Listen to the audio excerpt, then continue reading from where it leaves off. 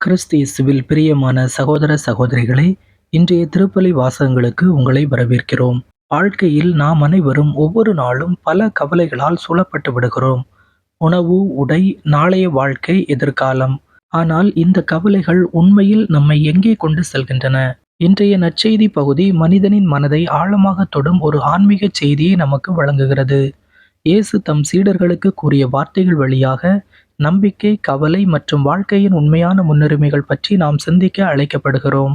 இரு தலைவர்களுக்கு பணிவிடை செய்ய முடியாது என்ற தொடக்கமே நம்மை ஒரு முக்கியமான கேள்விக்கு இட்டுச் செல்கிறது.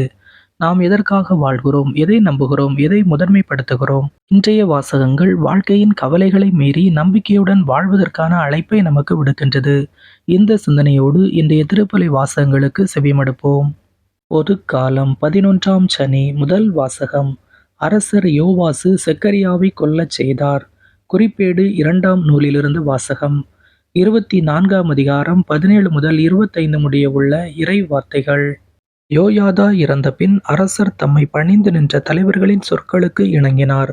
அதனால் அவர்கள் தங்கள் முன்னோர்களின் கடவுளான ஆண்டவரின் இல்லத்தை புறக்கணித்து அசேரா கம்பங்களையும் சிலைகளையும் வழிபட்டனர். அவர்கள் செய்த இப்பாவத்தின் பொருட்டு யூதாவின் மேலும் எருசலேமின் மேலும் இறைவன் கடும் கோபம் கொண்டார். அவர்கள் தம்மிடம் மீண்டும் வருவதற்கு ஆண்டவர் அவர்களிடம் இறைவாக்கினர்களை அனுப்பினார். அவர்களும் மக்களை கண்டித்தனர், ஆனால் அவர்கள் செவி கொடுக்கவில்லை. அப்போது கடவுளின் ஆவி குரு யோயாதாவின் மகன் செக்கரியாவின் மேல் இறங்கியது. அவர் மக்கள் முன் நின்று அவர்களை நோக்கி, இதோ கடவுள் கூறுகிறார், ஆண்டவரின் கட்டளைகளை மீறுவதேன்? அதனால் நீங்கள் வாழ்வில் முன்னேற மாட்டீர்களே. ஆண்டவரை நீங்கள் புறக்கணித்ததால் அவரும் உங்களை புறக்கணித்துள்ளார் என்று கூறினார். அவர்கள் அவருக்கு எதிராக சதி செய்து அரசரின் ஆணைக்கேற்ப ஆண்டவரின் இல்லத்து மண்டபத்தில் அவரை கல்லால் எறிந்து கொன்றனர். அவர் தந்தை யோயாதா காட்டிய பேரன்பை மறந்து அரசர் யோவாசு செக்கரியாவை கொல்லச் செய்தார். அவர் இறக்கும்போது ஆண்டவர் இதைக் கண்டு பழி வாங்குவாராக என்றார். அடுத்த ஆண்டு சிரியா படையினர் அவருக்கு எதிராக வந்து யூதாவிலும் எருசலேமிலும் புகுந்து மக்களின் எல்லா தலைவர்களையும் கொன்று அழித்தனர். கொள்ளைப் பொருட்கள் அனைத்தையும் தமஸ்கு மன்னனிடம் அனுப்பி வைத்தனர். சிரியர் மிகச்சிறு படையுடன் தான் வந்தனர். இருப்பினும் தங்கள் முன்னோரின் கடவுளான ஆண்டவரை இஸ்ரேலர் புறக்கணித்ததால் ஆண்டவர் அவர்களது பெரும் படையை சிரியரின் கையில் ஒப்புவித்தார். அவர்கள் யோவாசை தண்டித்தனர். கடும் காயமுற்ற நிலையில் யோவாசை சிரியர் விட்டுச் சென்றனர்.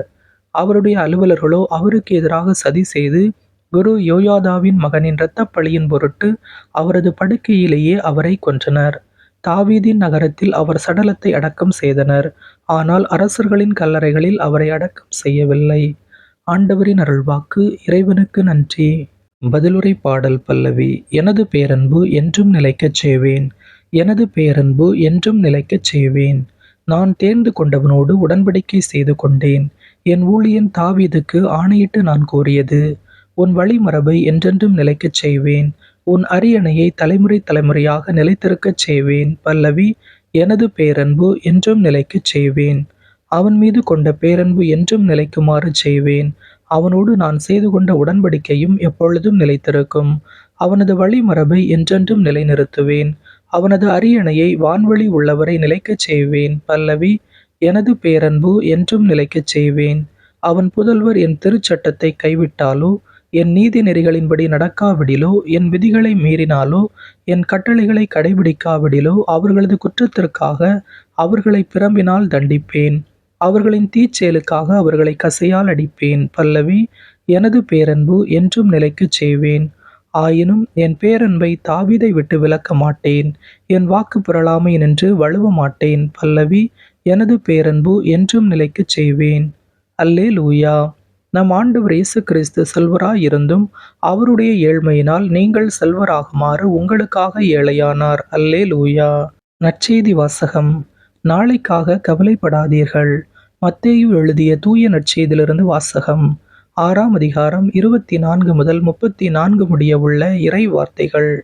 அக்காலத்தில் இயேசு தம் சீடருக்கு கூறியது, எவரும் இரு தலைவர்களுக்கு பணிவிடை செய்ய முடியாது. ஏனெனில் ஒருவரை வெறுத்து மற்றவரிடம் அவர் அன்பு கொள்வார், அல்லது ஒருவரை சார்ந்து கொண்டு மற்றவரை புறக்கணிப்பார். நீங்கள் கடவுளுக்கும் செல்வத்துக்கும் பணிவிடை செய்ய முடியாது. ஆகவே நான் உங்களுக்குச் சொல்கிறேன், உயிர் வாழ எதை உண்பது, எதை குடிப்பது என்றோ, உடலுக்கு எதை உடுத்துவது என்றோ நீங்கள் கவலை கொள்ளாதீர்கள். உணவை விட உயிரும் உடையை விட உடலும் உயர்ந்தவை அல்லவா? வானத்து பறவைகளை நோக்குங்கள், அவை விதைப்பதும் இல்லை, அறுப்பதும் இல்லை, களஞ்சியத்தில் சேர்த்து வைப்பதும் இல்லை. உங்கள் விண்ணகத் தந்தை அவற்றுக்கும் உணவு அளிக்கிறார். அவற்றை விட நீங்கள் மேலானவர்கள் அல்லவா? கவலைப்படுவதால் உங்களில் எவர் தமது உயரத்தோடு ஒரு முழம் கூட்ட முடியும்? உடைக்காக நீங்கள் ஏன் கவலைப்படுகிறீர்கள்? காட்டு மலர்ச்செடிகள் எப்படி வளருகின்றன என கவனியுங்கள். அவை உழைப்பதும் இல்லை, நூற்பதும் இல்லை. ஆனால் சாலமோன் கூட தம் மேன்மையில் எல்லாம் அவற்றில் ஒன்றை போலவும் அணிந்திருந்ததில்லை என நான் உங்களுக்குச் சொல்கிறேன். நம்பிக்கை குன்றியவர்களே, இன்றைக்கு இருந்து நாளைக்கு அடுப்பில் எறியப்படும் காட்டுப்புல்லுக்கு கடவுள் இவ்வாறு அணி செய்கிறார் என்றால், உங்களுக்கு இன்னும் அதிகமாய் செய்ய மாட்டாரா?